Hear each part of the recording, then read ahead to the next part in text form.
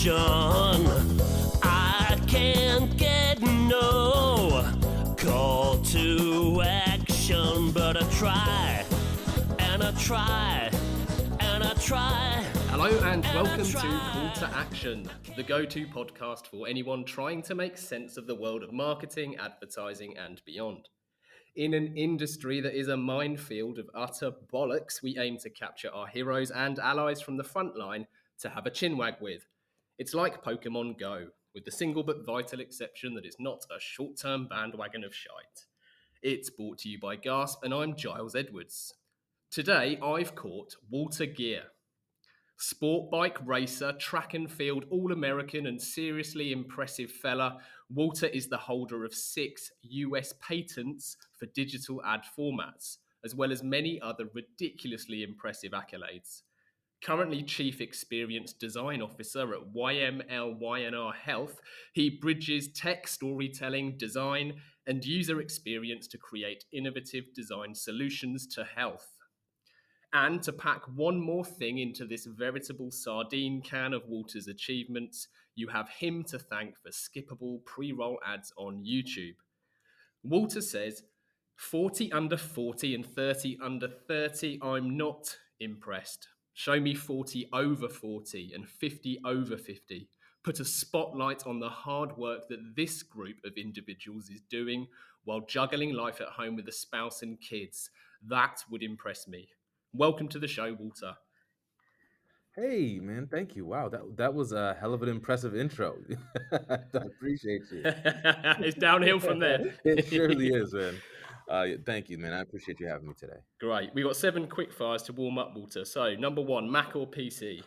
Mac all day, man. PC, come on now. I mean, No offense other than intended. Dell, of course, our client. Yes, of course. Caveat that. Number 2, track or field? Man, that's a hard one. Oh man, damn, I'd go with track. That's a tough one. That's a really good one. They get tougher. Silver Surfer or Black Panther? Black Panther.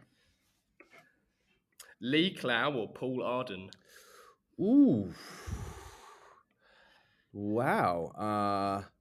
I go with Paul Arden because I've read plenty of his books, and they're some of the most inspiring books I've ever read. And one of them was it's not how good you are, it's how good you want to be. I've literally kept that in my briefcase for like a year and read that almost weekly. Yeah, I've read that in the research. Right, this is a curveball. Beats You Love Me campaign or Fearless Girl? Beats. Oh, this now you fucked me up there. I got you. Nice. So for the listeners, so Beats, the Beats campaign is one of my all-time favorites. But Fearless Girl is my mentor's work. So you try to throw a quick one on me. I mean, I'm just gonna drink to that one. Okay. All right. Fair play. Well played. Right, 2 more. I think these are easier. So we got Jimi Hendrix one now. Purple Haze or Voodoo Child? Ooh, Purple Haze. Nice. And lastly, I don't know if you're a whiskey fan, Johnny Walker or Derek Walker? I'm gonna go Derek. Definitely. That's a good one. Nice one. Okay, awesome. Thanks for joining us, Walter. I appreciate you, man. Thank you for having me. So listen, you're a veteran of the digital advertising space. You hold 6 US patents for digital ad formats, as I mentioned in your intro. You've worked for Google, New York Times, MySpace, many others before taking the leap agency side. But if we go right back to the beginning, what was your first ever job? And then what was your first proper creative job? Oh man. So my first, I had a job as a summer counselor working with intellectually disabled individuals, but my first job that I actually interviewed for was for a company called J&W. So J&W was like a clothing store. It was like, I don't know if you've ever seen the movie House Party with Kid and Play years ago. Yeah. Right. So it was a store where you could literally get that type of shit. It would be like yellow suits, orange suits, green or purple suits, multicolored suits, and like I would go in there and lie daily to people. People like, you think this looks good? I mean, it looks fucking amazing. Yes, you need to get the matching socks too. I was just lying to people to get the upsell, and but that yeah, that was my first job. Oh man, that brings back memories. Nice, nice. And how old were you then when you were working there? Was this during I like, was, I were was, you at college or anything like I was that sick. at the No, same no, time? I was 16. I was 16. That Mm. was in Colony Center, upstate New York, in this mall. And so, like, yeah, I used to get dropped off for a while until I got a car, and I felt like I was the coolest dude, man, being able to work there. Did you have to wear the apparel you sold in the store while you worked there? I did not, thank God. Ha ha ha. I That's a wore my shame. own stuff, but I just felt horrible for like lying to people about these god awful suits that they were buying for like I think it was like $130 or something like that for a jacket and pants and a matching tie and shirt. Ah, nice. I'm always really interested. And the reason why we ask this Mhm. question and we ask guests to talk about the beginning of their career is because I think that it's far too easy, especially for young folk nowadays, to get really anxious about there being this kind of quote unquote right way to get into the Oh industry. yeah, yeah. So how did that look like for you? Because I find that most people take a really scenic route and almost trip over and fall into the industry. Yeah, I mean that's a good question. I mean like my first creative job it's I guess was I mean creative was probably New York Times, right? Because that's where I really Mm. I was the New York Times first rich media hire ever, right? And so that's when like for those listening, rich media is like when you were going into like flash banners and the peel away ads and expandable banners were just starting to pop up. And I think, when I got there, it was interesting because I was allowed to be inquisitive and we just made random shit. And it was kind of cool. Um, but like when I was there, it was also part of the team that invented sequential messaging, which at that time we called surround messaging, surround sessions, and those are the ads that basically like follow you everywhere you go. But throughout my career, from like that was an interesting part of my career because it allowed me to be inquisitive around design, right? And so before then, I had been doing like some basic HTML, JavaScript, but I was just like making tables and then just putting words on pages. And so the New York Times gave the ability to really think a little more out of the box and think about like, okay, well, what could we do on this screen? And since then, my entire focus has always just been trying to follow the ball, right? Where is technology going? Where can I actually touch it before other folks? And how can I be creating things that mass amount of people touch and engage with and see? So there's no right or wrong way to how you go about getting to a C level creative or executive. I think everyone has their own way of getting there, but for me I think it was just built around inquisitivity, being inquisitive, Yeah, and yeah. and just kind of bouncing around doing whatever. Like my whole thought was, if I can be a pentathlete of the sort, right, and do a whole array of things, then I'm going to be a hell of a lot more hireable. But I also earlier on in my career focused on, okay, but if I do this, I need to go to like the biggest companies possible, the biggest, most well-known names, because the bigger the name, the easier the next job will be to get. Yeah, yeah, yeah. That's smart. And is that something that was in your head from the off? Is that partly why you even first applied to work at the New York Times? Yeah, I mean it was because I was, I always kind of looked at it as I just want to go where the best where the best people are, right? Where the best work is and the best talent. And and it led me to, some really interesting places and allowed me to meet some incredible friends that I still have today, or individuals that inspired me to be better at what it is that I do. Because I tell people all the time, like it's so important to be around people that are smarter than you, that think different than you, that look at a project or look at something differently than you. Because like in order to grow within a creative space, you have to be, a jack of all trades. You have to understand a lot of things. You have to be up with technology because it moves at such a rapid pace. And the only way to do that is by having the right people surround you. Yeah, nice. I remember my first ever agency job. In fact, it was around the same sort of time, I suspect, where we had what was called the rich media department, and in this Hmm. room there was like 3 or 4 guys. No one really understood what they did, and I don't think they really understood what they did at the time either. But you mentioned about how kind of exploratory and innovative it was because you were right at the front. You were kind of in this space of new tech, and actually that sounds like a really exciting place to be because it was new enough that it hadn't then become formulaic. There was no best practice because there was no even practice. Is that the bit that you found really kind of interesting You're and yeah, you're exciting? 100% right. You're 100% right because earlier on it was like you have a screen and what could you do on it? And the real estate on a on a monitor on a laptop is fucking gigantic, right? So and because it was such like it was like the Wild Wild West, right? And so like you could do whatever it is you wanted. Like the more inventive, the more creative it was, the more money you could potentially get, right? Like I created one of the when I went to MySpace. Part of my role was okay, like we have to drive incremental revenue because users are falling off a fucking cliff thanks to Facebook.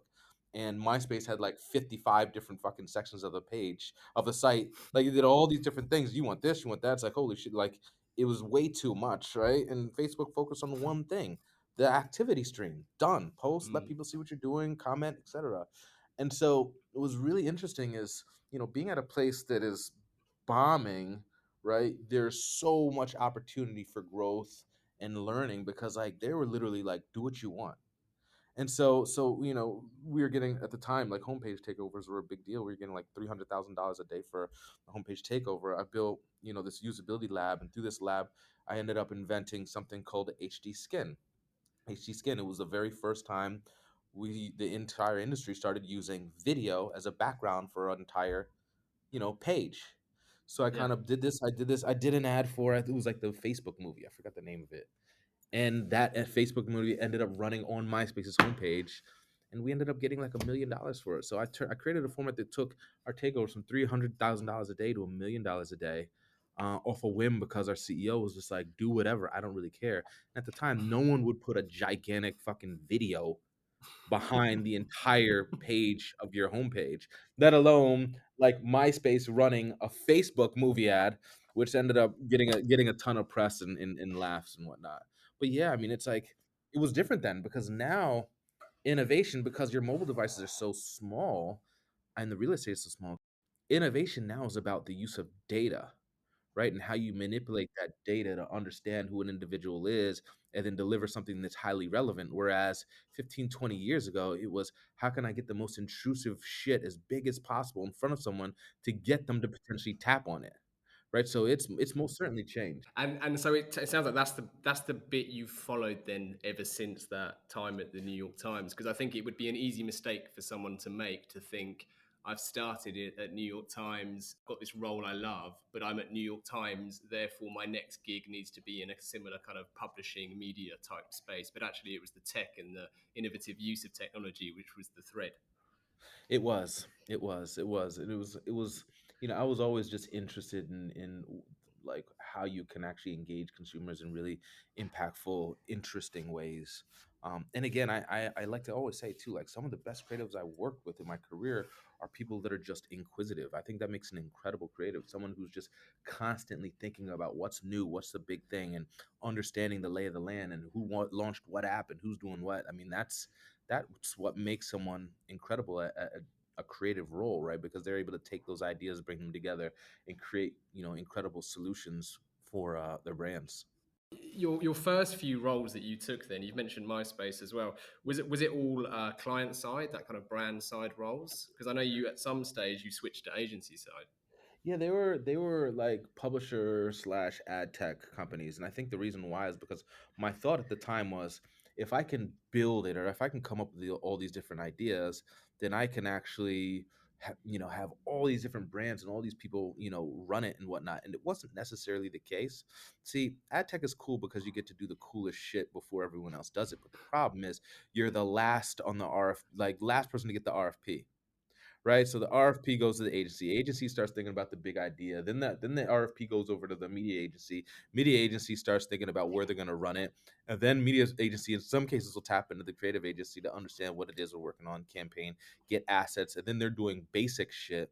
And then as they're deciding for platforms, you got this third party, ad tech company who says, hey, what about me? Can I actually, you could actually run this. Let's do this cool ad. And then media agency says, well, idea is already built. This is what we're doing. If you can take these assets and make them fit into what you're doing, then cool, right? And so it's like So I've started to realize, yeah, this is cool making all this shit, but like I'm at the tail end of every fucking thing. So I just felt like I wasn't really influencing the work that these brands were doing.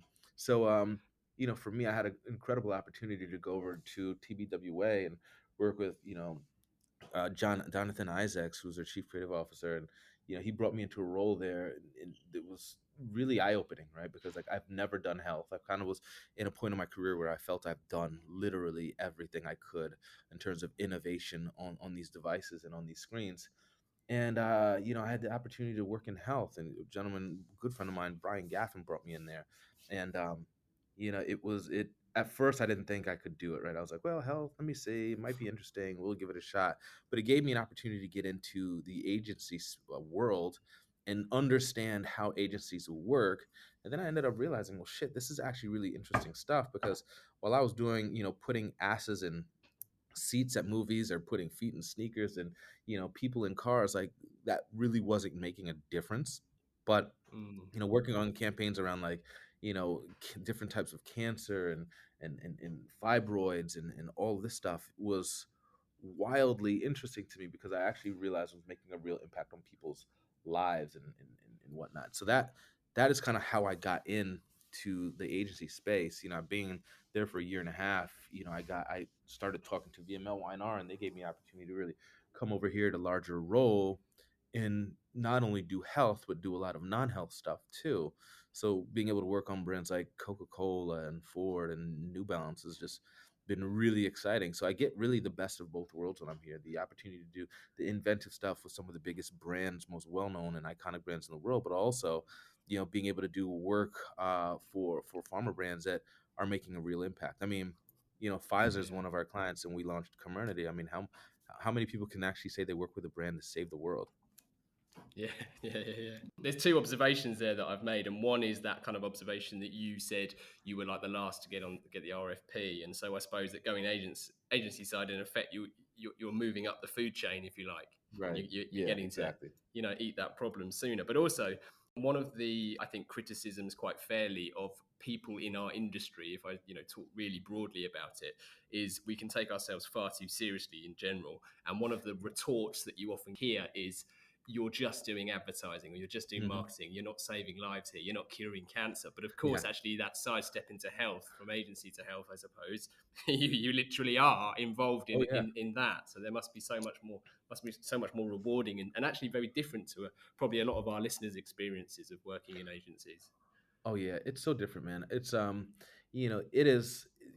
I can't even explain the feeling, because I've been in this space for like 23 years now, and I feel like I've done some cool shit. But like the work that I'm doing now, just think is just the type of work that's making a real impact. And I don't know that people really look at health in that manner. And I think the reason why is because for so long, health was like looked at as like the place where people go and die, right? You go and die, you go and retire here in that space, and that they're like 10 years behind everyone. But in fact, the pandemic pushed pharma companies like at such a pace, that, not to say that they are on par with some of these other companies that are out, but like they're pretty fucking close. And if you start to look at, like, again, like the most popular, most well-known brand in the fucking world today, it's a pharma client. It's a pharma company, excuse me. Pfizer. So I think things have shifted, and I think that one thing the pandemic has also showed us is that health space is actually the safest space to be, right, in terms of employment and whatnot. And people don't get that they also pay a shit ton too. So it's a good place to be for people that really want to make a true impact. Yeah. So you're the agency's first chief experience design officer. I don't want to get too bogged down in titles because I think that that can easily happen in our industry. But what does a chief experience design officer actually do? So we have the role here within the agency, but for the health space, sorry about the noise in the background. For the health space, this was the first chief experience designer, like role, Yeah. right? Chief experience designer, and so it's interesting. I think that my role is interesting because, when we look at the health space, I think that so often we just look at like the and anyone you talk about health and what do people think? Oh, it's the ads we see on TV late at night, and it's like they got like 45 minutes worth of shit that tells you all the wrong stuff that's going to actually happen if you actually take this pill that's supposed to make you better, right? Like you're going to shit, you're going to go to da da da, you're going to die, and it's like crazy, right? And so I think that for so long it was like this focus on just the sites or just these commercials, and realize that to get an individual engaged, right, and to inspire individual, it takes a hell of a lot more than that. It takes understanding who they are, what they do, where they go. It takes creating these consumer journeys, not only consumer journeys but HCP journeys. HCP is healthcare provider and or doctor, right? So it's taking a look at these different journeys, seeing where they intersect, and understanding that engaging them means a multitude of platforms have to be used, right? So it's thinking beyond the more traditional stuff that we've done and start to think about, well, how do we activate across social? How do we actually inspire and educate through AR and VR? How do we actually bring individuals together by way of wearables, which wearables is becoming just a wildly successful in space to be in. And when you start to even look at some of the largest companies in the world, look at Amazon and all these companies that are literally getting into health, Apple, Google, like all these devices track health, right? So Mm. there's a reason for that, right? Because I think that we're understanding that you know like what we do now is it's so important to understand more about who we are, understanding our health in real time, like all of that information. So doing that means creating experiences that really drive and entice people, right? And I think that now in my role, my partner is a chief creative officer, Oj, and that's her name. And while she's incredible, like she understands that she, as a copywriter, she feels like, well, my partner shouldn't be an art director, which is a common put art with copy. She's like, my partner should be a technologist, right? And while I'm a technologist, I'm actually an individual that understands just how to actually drive engagement, right, in a multitude of ways. And so together what we're able to do really is sit, understand a problem that a client has, and then really think thoroughly through how to actually reach them in a way that actually is magical, memorable. Yeah, well said. There's so much, and you hinted earlier about the big opportunity at the time, and even so, arguably now today is obviously data. I think since you left New York Times and the idea of ads following you around, they've become so intrusive that it's led to this kind of mass ad blocker Mhm. installation worldwide. I can't remember the figures, but I know it's approaching 300-400 million.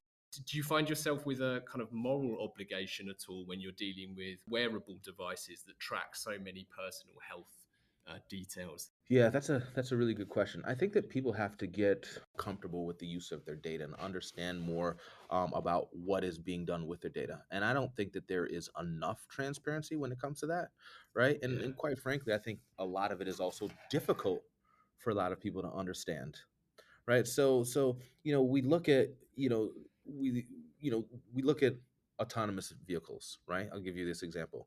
Tesla, right? The thing that Tesla does so great is that that is a vehicle that can literally drive itself.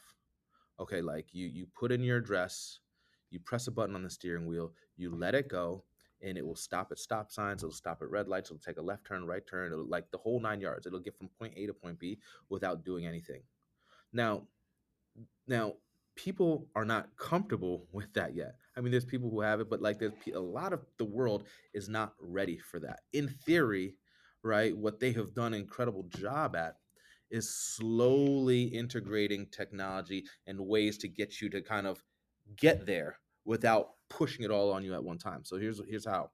If you look at the 2022 Model S and the Model X, right? The steering wheel is now like a Formula One race car wheel. It's half the size of a regular steering wheel, right? Doesn't do that big circle. It's like a little small rectangle, right? So they're slowly eliminating the steering wheel. You look behind the steering wheel, where you would typically see stalks, to turn signals and whatnot, and forward and backwards. Well, there's no stalks there anymore, right? They're entirely gone. So what it does is it uses AI and looks through the cameras and will recognize whether you need to go forward or backwards based off where you're parked. You can also slide it forward or backwards on the screen to the right of you. Okay, so now they're eliminating the stocks. So it's like there's slowly when you get into the car, by the way, you just put your foot on the brake and then the car door automatically closes. Or when you walk up to the car, it recognizes your mobile device and the car door automatically opens. Right? So they're slowly eliminating things, right, from you, and then eventually will get you comfortable with the fact that I will go and sit in this car and there will be no steering wheel. I'll go and Yeah. sit in this car and there'll be so my point in why I say that is because I think that as an industry we need to be more transparent with what it is that we're doing, right? But also slowly walk them through this. Hold their hand through, because if we dump it all on them at one time, it's just going to be way too much. Yeah, I like that point. I also like in the research there was an interview that you gave to, I think, Med Ad News, Mhm. where and apologies, this might sound like a more trivial That's fine. example, but it really, when I read it, it seemed so so obvious why chat boxes typically feel so alien and I'm so uncomfortable with them. And I think the point you made was that the trouble with a lot of chat boxes online is you get an immediate answer. So it immediately doesn't feel human, because a human would consider for a few seconds and then respond. But even that timing and making something feel more human is going to make it feel more natural, and you're immediately going to be more comfortable with that tech.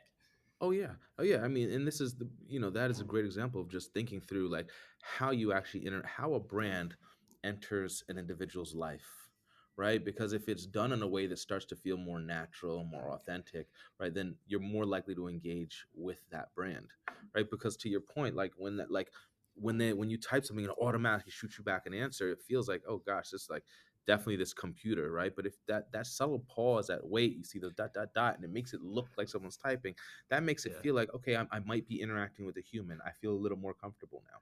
Yeah, completely. I also liked in the same interview, by the way, there was I was having images of of penguins. This might sound a bit rogue, but I don't know if you've ever seen penguins when they need to test if there's a killer whale in the water, and they all gang up on each other and push one in to check. And the line you use about tech in the industry is that everyone's in a race to be second. Like that second penguin is able to jump in, and it makes so much sense because again, you don't want to implement new tech when we are talking about literally lives at stake. So, like, how does that differ to how maybe your experience with MySpace, New York Times, and elsewhere, where you're literally pioneering and you're at the forefront, and yet the stakes are so much more significant that you do want to be that second penguin, to use my Yeah. terrible metaphor. Yeah. No, I think that's, and damn, you've done your research. Holy shit. So here's the thing, man. I think it's interesting because everyone wants to be, to the quote I said earlier. Everyone wants to be first, right? But there's this fear in health. It's interesting because to your point, like no one wants to make a big mistake. So I think that my job and the job of the agency is really, how do we actually inspire them to make that move by essentially by showing them that it can be impactful, by showing them that it can be effective.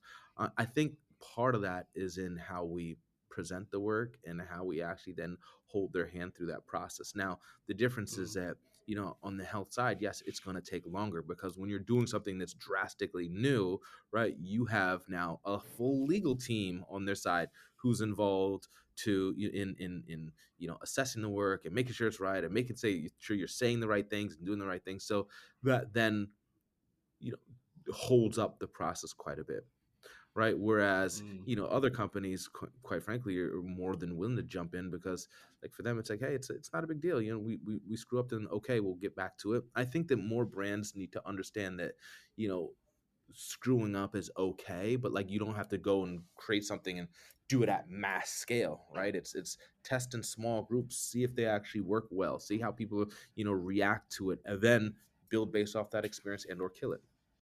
Time, weather, and We interrupt this podcast to announce that we will never interrupt this podcast with ads. Ads that awkwardly nudge you to contact the pod's host Giles at gasp.agency. Only last week, some pod listing companies did just that, calling for guidance on research and brand positioning. But we're definitely not asking you to do that. Anyway, back to the show. I call it the golden circle. Yeah, golden shower more like. You don't want Simon Sinek, you want a proper marketing chat, don't you? Hang on. I would that's normally wait a minute before jumping into listener questions, but we've got a friend of the show who's actually snuck an extra one in. So I'm gonna go to listener questions now, if that's All right. good with you, Walter. Go for it, man. So, asking the general public for their opinion, be it on Brexit or boat names, is notoriously fraught with danger, but that's not stopped us asking. So, great friend of Walter's and great friend of the show, Derek Walker. Derek asks, you've mentioned sending the elevator back down. Why is that so important? And why do you think more people don't embrace this thought? That's a good question. I think many people are essentially stuck in their own worlds. And when I say stuck in their own worlds, I mean they get to the top and have this feeling of, hey, you know what? I'm good, right? I'm good. I've made it. I've got this nice fancy car outside and this fancy house and my pool in the backyard. I don't have to do shit now, right? So it's a very selfish way of thinking, and whatever, to each their own, right? Everyone has their reasons. But I think that because of that, we have grown into this society where like people are just like, it's I don't know if I want to call it greed, but just people just kind of get caught up in their own worlds and doing their own thing. I think that we're in this time now where we all talk about diversity and the importance of diversity, and I don't know that many people are doing a lot.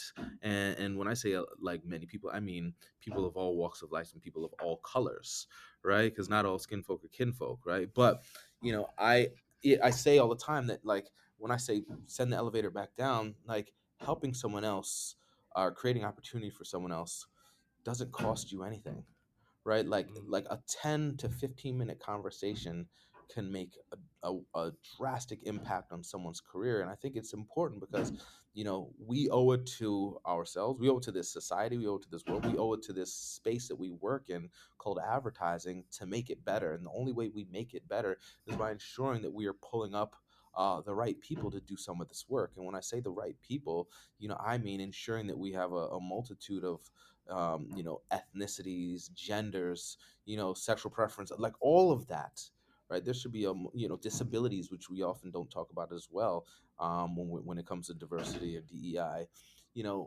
It's just important that we create a table that looks like the rest of the world and society to ensure that we are, just leaving this place in a better space. We have to understand, we are, and I say this all the time, we're a dot on a timeline that is potentially infinite.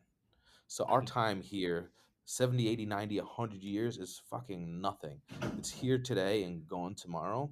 So, for me, what I look at is, how do I leave, what is my legacy when I'm gone? Like, what do I leave behind? And it's not the job I had, and it's not like how much money I made or the shit that I bought, because that can all be gone in an instance. It's how many people you actually made an impact on, how many, individuals you've helped, because helping one person, you help more than just one person. You help a family, you help a multitude of people in that person's life. It's terrifying when you mention about it just being a dot on an infinite timeline. But then I suppose it's also inspirational, right? Because how impactful do you want that dot to be? Oh yeah, yeah, it's so true. But like, the things that we do, the smallest things that we do can make a ripple effect. Yeah, A yeah, for massive sure. ripple effect. Derek's other question that he snuck in was, what was your biggest aha moment about the differences between how pharma agencies work and general marketing agencies? So I accept that we've kind of touched on a few points already, but is there anything else that you can add? No, it's interesting. When I first got in, like, there were so many different. I'm still learning today, to be like 3.5 years in, but like, there's so many different terms and things in words used that I had no idea about. Like, they call like a conference, they call a congress, right? So it's just weird. So it's I'm like, all right, whatever works. It's weird to me, but I think that you know when thinking about pharma, I never thought about the like how many people you're trying to reach, right? So when you're thinking like traditional advertising, let's call it whatever, like Dell or Coca-Cola, whatnot, like you're most cases you're trying to reach a consumer, or unless you're doing like B2B, right? But like on the health side, it's like you're trying to reach a consumer, also known as a patient. You're also trying to communicate with HCP, also known as a doctor. You're also trying to communicate with a caregiver, right? So like I've never really gave so much thought to this. I thought it was just like, oh, you just sell some drugs and that's what it is. It's so much more than that. It's really understanding these individuals' lives and understanding when the right moment to reach them is. Because we start to, in most cases, most brands will work on a consumer journey, and that journey will be like, hey, they wake up and they do this first, and then they go here and they commute to work, and this is where they like to work out at the gym. This is where they like to eat. This is what they like to shop and buy. But that changes drastically when you're talking about, an individual who's on a potential medication. So if we take, for instance, Yeah. like cancer, right? Like the how I reach them the week they get diagnosed, or the month that they were diagnosed with cancer, is going to be wildly different from how I reach them the first time they get chemo, which is going to be wildly different from the first time I reach them when they've come off tamoxifen, which is a drug you take for 4 to 5 years that helps prevent the cancer from coming back. Yeah. And once you stop taking that, there's that like oh my gosh, like am I going to be okay because I stopped taking this? Is it Yeah. 4 to 5 years? I might have messed up how much time that is. But so like how you like there's an entirely different person at those three stages in terms of how they're looking at life, and then how the brand then continues to have a conversation with them. So in pharma, like it made me realize that like how you communicate is like this everlasting kind of communication where their mood, their temper, what they do, all of that changes, and you have to be hypersensitive to that more so than any other traditional brand. Yeah. Yeah. Absolutely right. Our last listener has asked to remain anonymous, and she says, I work for a healthcare agency in Australia. Looking ahead, should I worry that this is perhaps too niche to join a non-healthcare agency in the future? And you made an interesting point earlier, Walter, about the context of the pandemic has actually kind of heightened the significance of the pharma space. Yeah, so this is a really common question. I think it's a really good question.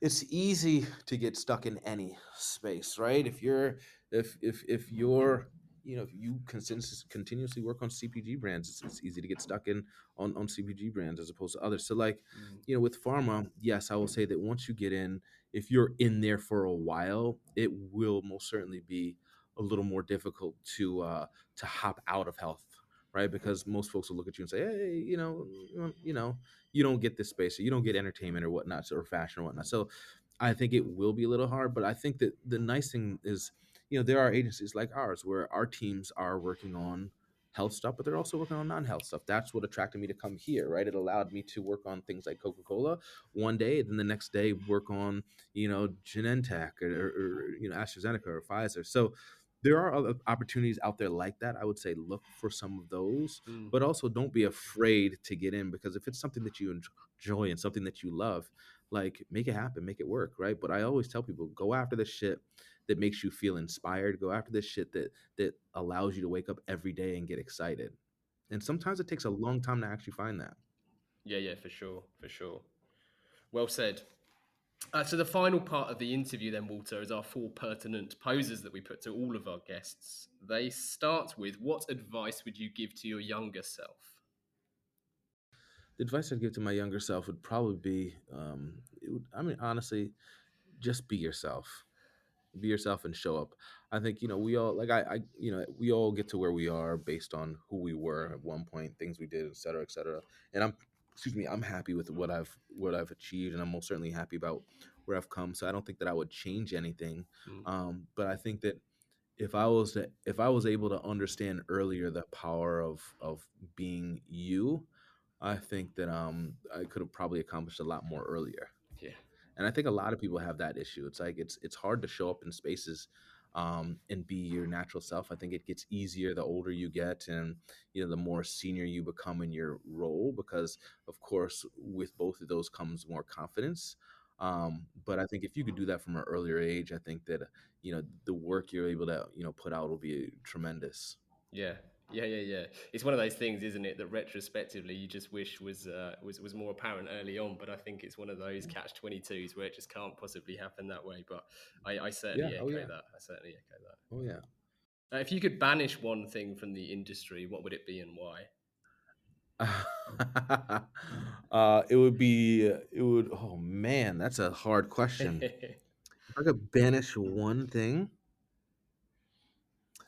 I mean, geez, I'd probably say, look, I'll be honest, timesheets, they fucking suck. Like I was doing timesheets for like 40 minutes before I got on this call with you. Timesheets, man, it is, then I get that like from the agency side, it is, everyone has to be billable. It's about like, okay, great, like charging the clients with hours worked. But it's just like, I hate that business model. It's the worst. And like, I spend more time doing, my timesheets than a lot of meetings. It's Yeah, just the it's irony. literally like checking in and out, like like Ford and GM. Walk in, stamp your timesheet, and stamp it when you leave. Yeah, it's annoying. I'm sure everyone would agree to that. Yeah, no, it kind of is. It's not. It hasn't actually come up on the pod before, but I have spoken about it in numerous episodes. But then I think I've got skin in the game here because I regularly give talks about pricing creativity and how units of time is a massive flaw of thinking about it. But that said, in the defense of timesheets, you're managing the cost, not the value you're trying to generate. So Yeah. I kind of see Yeah. it from both sides. I don't know. Number 3, are there any books that you can recommend to our listeners? This can be, this can be industry based or it can be fiction, anything that you think more people should read. So the one, to be honest with you, the one I actually mentioned earlier was one that I always recommend. It's not how good you are; it's how good you want to be. It's just one of my favorites. But I'll do a plug, right? So there's one called "What Lucy Taught Us," and it's about essentially improving your business, like by way of process and the process in your approach. It's actually written by my father. With the Cool. set. So if you look at Walter Geer, you'll see that Walter Geer Jr. Yeah, but it's a good book on process, and he's like project. He spent his latter portion of his career as a project manager, the first portion as an engineer working for companies like Duracell and GE. But it's a good book on understanding process and better, how to kind of move your projects forward. Wicked. Nice. Well, we'll definitely link to that in this episode for sure. Appreciate it. And then number 4 then is we always dedicate every episode to someone, and we bestow or hospital pass that honor, depending on your point of view, to our guest, who has to give the reason why. So would you kindly dedicate this episode to someone? You know what I'll say? I'll give this to my wife, because to be honest with you, with what I do and what we all do in this space, it is like this shit is so time consuming, and then the constant on the run, and I think that our spouses oftentimes will get the shit end of the stick, right? Because of the time that we spend doing this stuff, and I'm able to do stuff that I really genuinely love, and I genuinely could honestly say that I couldn't do it without having her support, and having someone who's consistently in my corner and there for like the good times as well as the bad. So that's what I'd have to say. So I definitely dedicate this to my wife, Talise Geer. Awesome. Well, this episode is very proudly dedicated to Talise Geer. So as a final call to action, everyone can head over to the listing. There'll be links there to everything from Paul Arden's It's Not How Good You Are, It's How Good You Want to Be, to What Lucy Taught Us. I'm definitely going to check that out because it's not come up before. How else can our listeners get more Walter Geer? Any social platform, it's at Third Gears, 3RDGEERS. At Third Gears. Great. Well, we'll make sure that link's in there as well. But listen, Walter, thank you so much for joining us. This has been a blast. This has been amazing, man. I really appreciate the conversation. This has been good. So let's put it out there. Yeah, we will. Thank you for having me, man. And thank you. And finally, thank you to everyone listening. If you've enjoyed this episode, please do share and review the podcast. We massively value the support. Keep your questions and guest requests coming in. To get in touch, it's easy to find Gasp online. You can check out CTA Pod on Instagram or just email hello@calltoaction.co.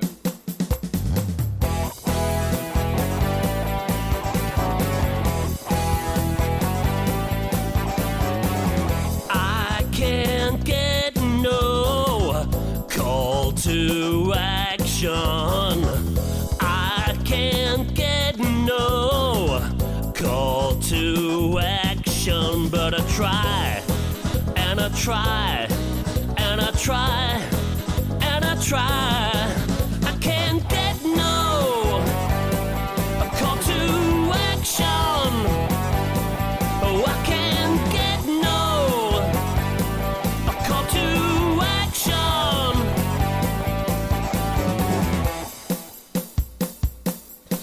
hey, hey.